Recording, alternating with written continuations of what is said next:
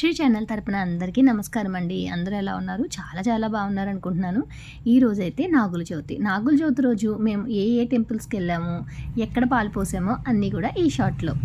ఉదయమే కార్తీక మాసం కాబట్టి డైలీ పెట్టే కార్తీక దీపాన్ని ఇంట్లో తులసి కోట దగ్గర అయితే ఇలా అందంగా అయితే పెట్టేసుకున్నానండి. ప్రతిరోజు కూడా ఇలా అందంగా దీపాలు పెట్టి కార్తీక దీపం పెట్టుకోవడం నాకైతే అలవాటు అనమాట. పిల్లలు, మా వారు, నేను మొత్తం అందరూ కూడా పొద్దున్నే లేచి కార్తీక దీపం పెట్టిన తర్వాత భోగలింగేశ్వర స్వామి దగ్గరికి వెళ్ళి పాలతో స్వామివారిని అయితే అభిషేకం చేసుకున్నామండి.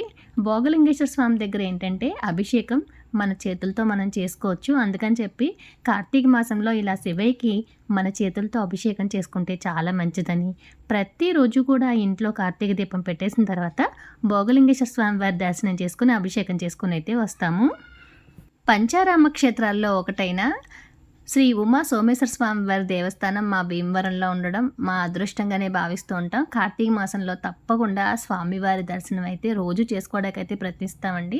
కొన్ని ప్రత్యేకమైన రోజుల్లో అంటే ఎర్లీ మార్నింగ్ మనకి దర్శనం కొంచెం లేట్ అవుద్ది అనుకున్న రోజుల్లో అయితే భోగలింగేశ్వర స్వామివారి దర్శనం చేసుకుని ఆ రోజు సాయంత్రం అయితే సోమేశ్వర స్వామి దర్శనం చేసుకుంటాం. మా స్వామివారి దర్శనం మీరు కూడా చేసుకోండి.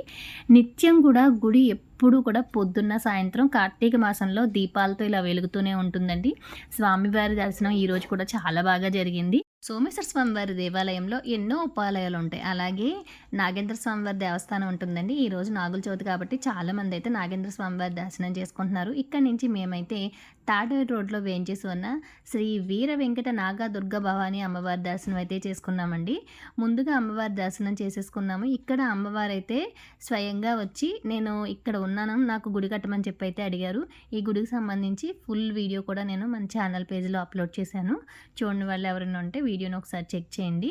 ఎదురైతే అమ్మవారి ఇలా నాగమ్మ విగ్రహం కూడా చాలా అందంగా ఉంటుందండి. ఇక్కడ వెనకాలైతే నాగేంద్ర స్వామి వారు జంట నాగులు అలాగే పుట్ట ఉంటుందన్నమాట. నాగుల చవితికి తప్పకుండా చిమిని, చడివిడి, వడపప్పు, తేగ, బుర్రగుంజి అయితే వేస్తూ ఉంటారు కదండి. నేనైతే స్వామివారి నైవేద్యం కోసం మార్నింగే లేచిన వెంటనే అయితే ముందు ఇలా నైవేద్యాలు అయితే ప్రిపేర్ చేసేసాను అనమాట. చిమిని కొంచెం, చలివిడి, వడపప్పు చేసేసాను. తేగ, బుర్రగుంజు అన్నీ ముందుగానే తీసుకొచ్చి పెట్టుకున్నాను అనమాట.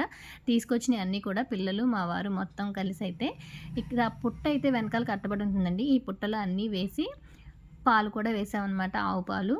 ఇక్కడైతే దీపారాధన చేసి హారతి ఇచ్చేసి పుట్ట దగ్గర పూజ అంతా కూడా చాలా బాగా జరిగింది. స్కూళ్ళు, కాలేజీలు ఉంటాయి కాబట్టి బాగా ఎర్లీ మార్నింగే మొత్తం పుట్టలో పాలు వేయడం అదంతా కూడా చేసేసామండి. అయిపోయిన తర్వాత ఇంటికి వచ్చిన తర్వాత ఇలా ఇంటి దగ్గర నిత్య దీపారాధన అయితే చేసామన్నమాట. నాగుల చవితి రోజు మొత్తం మా పూజ అలాగే నాగేంద్ర గుడికి వెళ్దాం అంతా కూడా చాలా బాగా జరిగినాయి. Like, share, subscribe. Thank you for watching.